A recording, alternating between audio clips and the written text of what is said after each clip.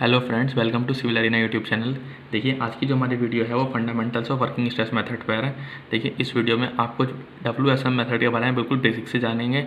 और इस वीडियो में जैसे आपने अभी तक सुना होगा भाई मॉडुलर रेशो और सिग्मा CBC, सिग्मा ST, ये सब कुछ मैं इस वीडियो में क्लियर करूँगा। बस आपसे एक छोटी सी रिक्वेस्ट है कि आपने अभी तक हमारे चैनल को सब्सक्राइब नहीं किया, सब्सक्राइब कर लीजिए। उस वीडियो को बिना स्किप किए हुए लास्ट तक पूरी देखेंगे तो आई एम श्योर आपके जितने भी कॉन्सेप्ट्स हैं सब कुछ क्लियर हो जाएंगे। तो चलिए हम स्टार्ट करते हैं। देखिए, सबसे पहली बात तो WSM मेथड। ये सबसे पहले तो ये WSM मेथड, LSM मेथड, ये क्या कहेंगे, डिज़ाइन के हमारे मेथड्स हैं। जब हम डिज़ाइन करते हैं तो ये हम 3 मेथड जनरली अडोप्ट करते हैं। तो तीनों मेथड का मैं नाम लिया हूँ, WSM method, limit state method, ultimate load method. लेकिन यदि अगर आप देखिए, जैसे ये तो अभी जैसे मैंने अभी WSM पे वीडियो बनाई है, लेकिन यदि आप जैसे हायर स्टडीज़ में जाएंगे तो हायर स्टडीज़ में क्या है कि आपको लिमिट स्टेट मेथड भी पढ़ना होगा। लिमिट स्टेट तो आपके डिप्लोमा लेवल में भी होता है, लेकिन यदि आपको अगर उससे भी हायर स्टडीज़ में जाना है तब आप अल्टीमेट लोड मेथड की तरफ भी जाएंगे। तो इस वीडियो में मैं आपको WSM समझाऊंगा। तो देखिए, WSM सबसे पहले तो डिज़ाइन हम करते क्यों हैं। RCC में स्ट्रक्चर का डिज़ाइन करने का हमारा उद्देश्य क्या होता है, ये होता है कि हमारा स्ट्रक्चर है वो सेफ रहे, हमारे जितने भी रिक्वायरमेंट्स हैं उनको फुलफिल करे, हमारे जितने पर्पज़ है उनको पूरा करे, और उसका जो लाइफ स्पैन है वो भी ज़्यादा रहे और इकोनॉमिकल भी रहे, जैसे भी हमारा ज़्यादा कॉस्ट उसमें ना आए। तो इन सब चीज़ों को देखते ध्यान में रखते हुए हम स्ट्रक्चर्स की डिज़ाइनिंग करते हैं। और इस डिज़ाइनिंग करने के ये हमारे पास 3 मेथड हैं, working stress method, limit state method, ultimate load method.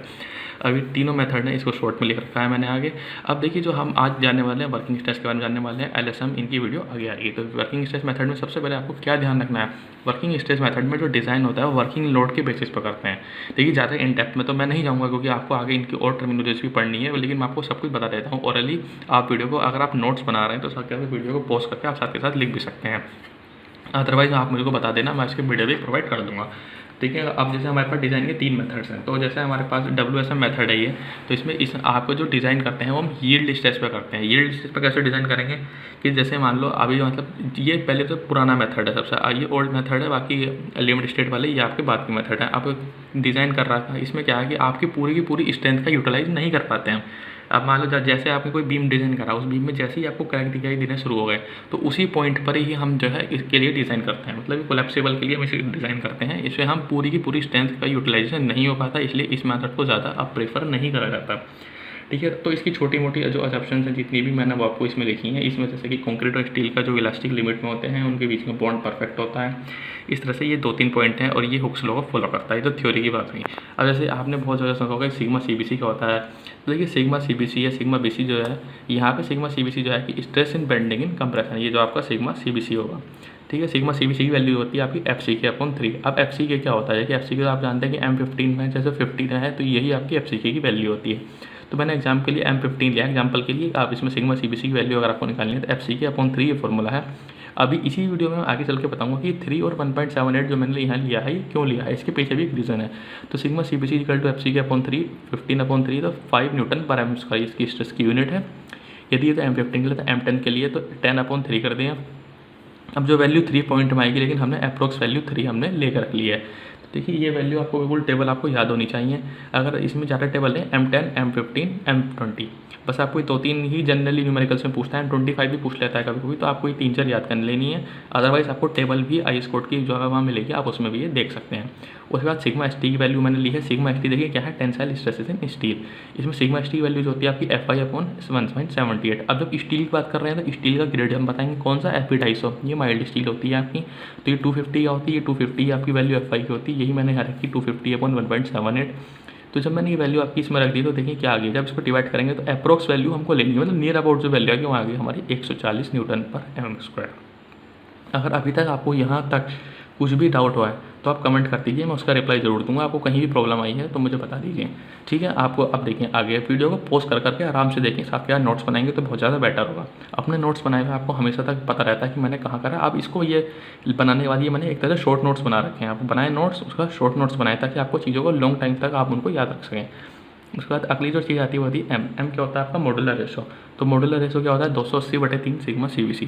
अब सिग्मा CBC की वैल्यू आप ऊपर निकाल चुके हैं। सिग्मा CBC की वैल्यू कैसे निकालेंगे, अभी मैंने आपको बताया ना, FCK/3। अगर आपके पेपर में M15 ग्रेड की कंक्रीट दे दी या M20 दे दी तो आप उसको सिंपली 3 से डिवाइड करके और आपको ये यहाँ पे आराम से रख सकते हैं। अगर पेपर में वैल्यू नहीं देगा तो आपको इस तरह से निकाल लेंगे है, बट पेपर में जनरली दे देते हैं। तो यदि हमने सिग्मा CBC/5 रखा तो M की वैल्यू हमारे पास देखेंगे आ गई 280/3 इंटू सिग्मा CBC। तो यहाँ से मॉडुलर रेशो की वैल्यू हमारी 18 आ गई। ठीक है। तो आपकी ये थी इसमें एम के बारे में। तो हम देखिए आगे बात करते हैं। जैसे हम आगे बढ़ते हैं तो अब आपको मैं आगे दिखाता हूँ वर्किंग स्ट्रेस। अब वर्किंग स्ट्रेस क्या होता है, देखिए अब वर्किंग स्ट्रेस मतलब जिस स्ट्रेस में वर्क कर रहे हैं उसमें क्या है, एक तो आपका अल्टीमेट स्ट्रेस होता है, एक आपका होता है वर्किंग स्ट्रेस। तो वर्किंग स्ट्रेस में हम कौन सा स्ट्रेस कंसीडर करते हैं, it is a safe stress which is obtained by ratio of ultimate stress to the factor of safety. एक तो अल्टीमेट स्ट्रेस होता है, अल्टीमेट स्ट्रेस होता है जो कोलैप्स के टाइम पर होता है स्ट्रक्चर का, जब स्ट्रक्चर आपका कोलैप्स करने के दौरान पाया जाता है। जैसे M15 है तो M15 के लिए हम कितना लेते हैं, 15 ही लेते हैं। खैर छोड़िए, अब आपको वर्किंग स्ट्रेस के बारे में बताते हैं। तो आपका सेफ स्ट्रेस है M15 का, तो अल्टीमेट स्ट्रेस कितना हो गया 15। अब ये factor of safety for concrete is equal to 3 और factor of safety of steel is 1.78। अब देखिए आप पूछेंगे कि कुछ स्टूडेंट की स्टील के लिए इतना कम क्यों है, कंक्रीट के लिए इतना ज़्यादा क्यों है, क्योंकि देखिए स्टील जो है हमारी फैक्टर भी बनकर आती है, तो ऑब्वियसली इसमें किसी प्रकार की एरर होने की संभावना कम होती है, इसलिए इसमें हम फैक्टर ऑफ सेफ्टी कम ले लेते हैं, इसीलिए हमने इनको फैक्टर ऑफ सेफ्टी से डिवाइड कर रखा है। और आप पीछे पूछेंगे कि वहाँ 3.1 से इसलिए डिवाइड करता है, उसका रीज़न है ये। तो हमने यहाँ से वर्किंग स्ट्रेस निकाल लिया। अब ऐसे वर्किंग स्ट्रेस निकालने के बाद अब हम अगला टॉपिक देखेंगे transforming area of steel to the concrete. अब इसमें क्या है, इसमें ये हम बताते हैं कि यदि हम किसी सेक्शन में स्टील यूज़ कर रहे हैं, अब हमें उस सेक्शन में स्टील यूज़ नहीं करनी, हम चाह रहे हैं भाई जैसे मैंने यहाँ स्टील प्रोवाइड की, अब मैं चाह रहा हूँ कि उतने एरिया में स्टील ना प्रोवाइड करके उतने एरिया में कंक्रीट प्रोवाइड कर दूँ, उतनी ही उसकी जगह मैं कितनी भरपाई कर दूँ कंक्रीट की कि मेरी जो है इक्वल रहे, उससे मेरा कोई फ़र्क ना पड़े। तो मैंने अब वो ये आप इसमें समझ में आ रहे हैं। तो देखिए मैंने क्या लिया है, मैंने मान लिया कि P आपका टोटल लोड है। अब जब आपका P जो है वो टोटल लोड है और PS क्या लिया है, जो आपकी स्टील बार जो कि आपकी स्टील बार बॉन्ड कर रही है, मतलब स्टील बार जो लोड सहन कर रही है, PC क्या है जो कंक्रीट के द्वारा आ रहा है। तो P का जो फॉर्मूला है वो क्या है, PS प्लस PC। PS मतलब जो दोनों का मिलाकर होगा टू PS प्लस PC, मतलब जो टोटल लोड होगा, एक तो स्टील के द्वारा जो बॉन्ड होगा, एक स्टील जो सहन करेगी, कंक्रीट जो करेगी, उन दोनों का हमने मिला के लिया है, उनको ऐड करके टोटल लोड हो गया। अब P लोड क्या होता है, लोड का formula stress upon area, stress into area, तो स्ट्रेस इनटू एरिया हमने यहाँ लगा दिया। अब ये स्टील के द्वारा था तो स्टील का हो गया, यहाँ पे कंक्रीट का था तो कंक्रीट का ले लिया। तो देखिए मैंने लिखा भी वो सिग्मा SC क्या है, stress in steel in compression, stress in concrete in compression. तो यहाँ से आप इनको आसानी से समझ सकते हैं। और ASC क्या है आपका स्टील का एरिया और AC क्या है कंक्रीट का एरिया। अब एक छोटी सी रिलेशन है, आपको ध्यान रखनी है कि जो सिग्मा SC वैल्यू होती है वो M इंटू सिग्मा CC के बराबर होती है। छोटी सी रिलेशन आपको याद करनी है। अगर आप इसका डेरिवेशन भी चाहेंगे तो इसका डायरेक्शन बहुत छोटा सा है, आप मुझे कमेंट कर दीजिए, उसकी भी मैं वीडियो बना दूंगा, लेकिन उसकी मैंने ज़रूरत नहीं समझी इसलिए मैंने उसको इसमें इंक्लूड नहीं किया। तो देखिए अभी वैल्यू हम यहाँ पुट करेंगे तो P equal to M into sigma CC, sigma SC की जगह मैंने क्या लिखा M into sigma CC, AS आपका एज इट इज रहा, सिग्मा CC की वैल्यू एज इट इज रही और AC की वैल्यू एज इट इज रही। अब अगले स्टेप में क्या करा, सिग्मा CC कॉमन ले लिया तो M into AS plus AC। अब ये जो AS M इंटू AS ये आपको बताएगा कि आपको कितना एरिया ट्रांसफॉर्म करना है स्टील का। तो देखिए अब यहाँ से AC की वैल्यू मैंने M इक्वल टू AS रख ली, M इंटू AS। अब आगे देखते हैं, जैसे आगे आप देखेंगे तो यदि मेरे पास स्टील का एरिया 10 mm स्क्वायर था और मॉडुलर रेशियो की वैल्यू हमको 18 गिवन थी, तो अब यहाँ से AC बड़े नाम से निकाल लेंगे M इंटू AS लगा कर, तो AC की वैल्यू होगी 180 mm स्क्वायर। इसका क्या मतलब है, अब ये बहुत इंपॉर्टेंट बात है, अब इसको आप आगे ध्यान से देखेंगे क्या लिखा हूँ मैं, कि यदि हमें जो है 10 mm स्क्वायर की स्टील प्रोवाइड करनी है तो उसकी जगह पर हमें 180 mm की स्क्वायर की कंक्रीट हमें प्रोवाइड करनी पड़ेगी, यदि हम उसकी भरपाई करनी है तो। या आपको 10 mm स्क्वायर स्टील की जगह पर 180 mm स्क्वायर कंक्रीट प्रोवाइड करनी पड़ेगी। तो ये था अभी तक का सर। यदि अभी तक भी कहीं कोई प्रॉब्लम है तो कमेंट कर दीजिए। आप कमेंट में जरूर लिखें कि आपको वीडियो कैसे लगी और इस वीडियो को ज़्यादा से ज़्यादा शेयर करिए और सब्सक्राइब कर लीजिए चैनल को। इससे क्या होगा कि मेरी भी मेहनत सफल होगी, आप भी कुछ सीख पाएंगे, ठीक है। और देखिए अब देखिए अगला टॉपिक क्या है, बीम रीइंफोर्समेंट पोजीशन। अब आपने देखा होगा कि सिंगली रीइंफोर्स, डबल रीइंफोर्स, ये क्या होता है। ये देखिए ये बहुत आसान चीज़ है, इसमें कुछ भी घबराने वाली ऐसी कोई बात नहीं है। ये थी सिंगली रीइंफोर्स बीम और डबल रीइंफोर्स, दो तरह के आपके बीम होते हैं। देखिए इसमें तो सिंपली मैंने यहाँ प्रोवाइड करें, इसमें टेंशन जोन में, उसमें कंप्रेशन जोन में डबल रीइंफोर्स में हम प्रोवाइड कर देते हैं।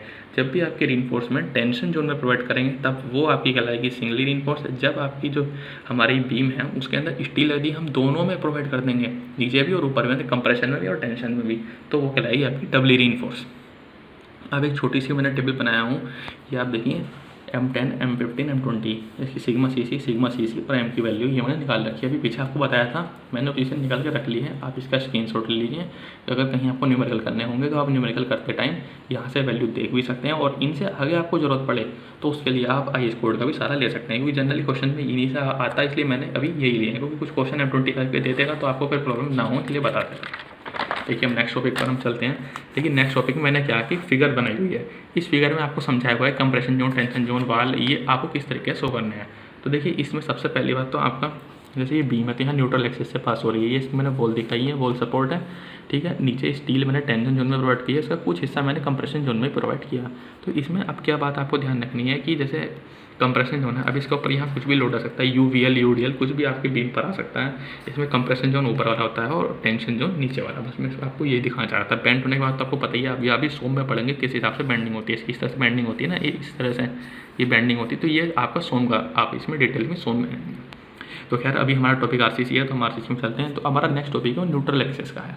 देखिए इस वीडियो में, एक वीडियो में मैं आपको पूरा WSM क्लियर करने वाला हूँ। इस वीडियो को पहले से शेयर करनी है जितना ज़्यादा हो सके, ठीक है। पहला जो इसमें पहले टॉपिक है वो आपका क्रिटिकल न्यूट्रल एक्सिस और एक्चुअल न्यूट्रल एक्सिस, इसमें दो चीज़ें। तो सबसे ज़्यादा क्रिटिकल और एक्चुअल में फ़र्क क्या है। देखिए जो सबसे पहली बात, यदि हम बीम को साइज़ और स्टील में उसकी कास्टेड बीम का साइज़ के हिसाब से अगर हम उसे डिज़ाइन करते हैं तो हम कहते हैं एक्चुअल न्यूट्रल एक्सिस। यदि हम परमिसिबल स्ट्रेसेस के हिसाब से डिज़ाइन करते हैं तो उसको कहते हैं क्रिटिकल न्यूट्रल एक्सिस। क्रिटिकल का मतलब C, तो XC, इसको हम डिनोट करते हैं XC से, इसको हम डिनोट करते हैं XA से। अब क्या है कि अगला टॉपिक है कि आपको XC, M, सिग्मा, CBC इनमें रिलेशन बनानी है। तो इन रिलेशन पर जाने से पहले मैं छोटा सा आपको एक स्ट्रेस स्ट्रेन डायग्राम दिखाने वाला हूँ यहाँ पर।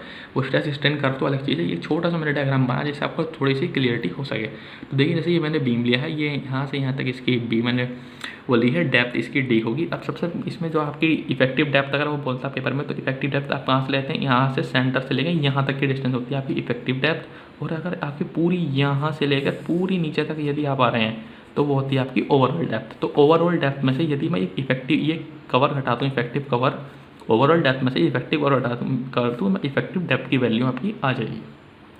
तो अब उसी करस्पॉन्डिंग मैंने स्ट्रेस स्ट्रेन डायग्राम बनाए हैं।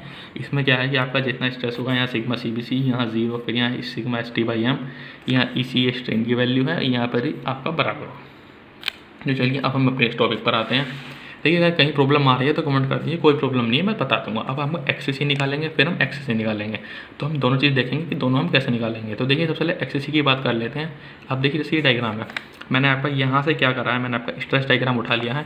ये सिग्मा CBC, ये न्यूट्रल एक्सिस तक की डिस्टेंस क्या हो गई XC, पूरी D थी, उस D में से ही मैंने ये घटा दिया तो ये D - XC बची, और ये सिग्मा ST/M, ठीक है। अब हम इसमें क्या लगाएंगे, सिमिलर एंगल प्रॉपर्टी। आपने छोटी क्लासेस में पढ़ा हुआ, आपकी जो मैथ की बुक थी उसमें पढ़ा हुआ आपने सिमिलर एंगल प्रॉपर्टी क्या होती है। तो सिमिलर एंगल प्रॉपर्टी में क्या है कि सिग्मा CBC एक इस ट्रायंगल में और एक इस ट्रायंगल में, दो में लगाएंगे तो इसकी वाली ये वाली साइड बटे इसकी वाली ये वाली साइड, तो sigma CBC upon sigma ST/M ये यहाँ जाएगा। मैंने यहाँ से यहाँ लिख दिया, कोई प्रॉब्लम नहीं है।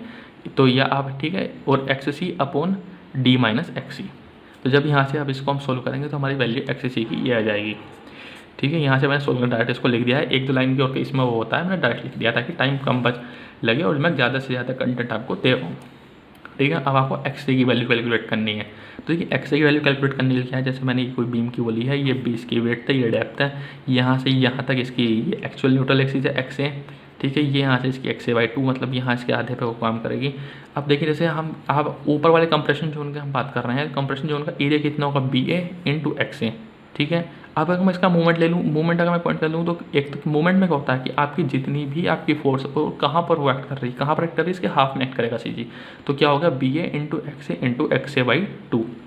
अब हमें टेंशन जोन में निकालना है। तो टेंशन जोन में मैंने आपको अभी पीछे बताया था कि उसकी हम इक्विवेलेंट क्या रखते हैं, इक्विवेलेंट क्या होता है MAST इंटू ये वाली डिस्टेंस, ये पूरी D है, ये XA है, तो ये वाली आपकी कितनी बची, ये आपकी बची D - XA। तो ये मैंने D - XA यहाँ लिख ली। दोनों मूवमेंट है ना, दोनों को मैंने इक्वल कर दिया। जो दोनों को इक्वल करेंगे B × XA × XA/2 equal to this.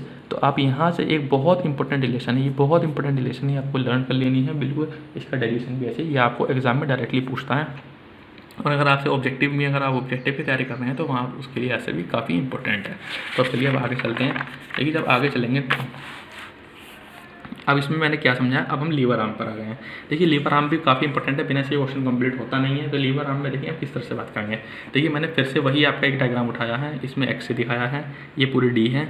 अब इसमें क्या है, देखिए इसका CG, अब ये रेक्टेंगल तो है नहीं, ये क्या है ट्रायंगल। ट्रायंगल में क्या था, इधर की साइड से XA/3 पे एक्ट करता है। तो XA/3 पे मैंने पॉइंट ले लिया, यह एक्ट करता है। तो लीवर आर्म क्या होती है, लीवर आर्म होती है आपकी पूरी D में से मैंने डिस्टेंस माइनस कर दी, तो डी में से एक्स से -3 माइनस कर दी, तो जो डिस्टेंस बचेगी यही आपकी लीवर आर्म होती है। अब जो बैलेंस सेक्शन होता है उसमें एक्स और एक्स की वैल्यू इक्वल होती है, ये भी आपको मैं आगे बताऊंगा, लेकिन यहाँ इसकी जरूरत पड़ी इसलिए मैंने यहाँ इसको लिख दिया कि बैलेंस सेक्शन के लिए actual neutral axis, critical neutral axis एक ही पॉइंट पर लाई करते हैं, तो इसलिए मैंने यहाँ लिख दिया है। अब आप इसीलिए आप निकाल सकते हैं, देखिए Z is equal to D minus X by 3, तो मैंने वही यहाँ पे लिखा है X is equal to X C हो गया, क्योंकि बैलेंस सेक्शन की बात हो रही है।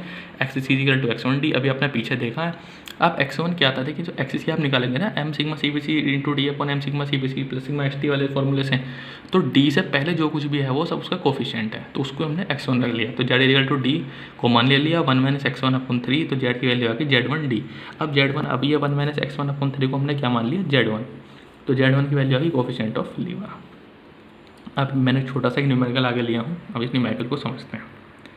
देखिए अब जैसे न्यूमेरिकल को अटेम्प्ट करने जा रहे हैं, तो न्यूमेरिकल सबसे पहले ध्यान से पढ़ें क्या लिखा है। सबसे पहले न्यूमेरिकल में आपको देखिए क्या लिखा, एक्स सी और जेड आपको निकालना है। यदि सिग्मा सी बी सी की वैल्यू 10 दी है, सिग्मा एस टी की वैल्यू 190 दी है, एम की वैल्यू 12 दी है।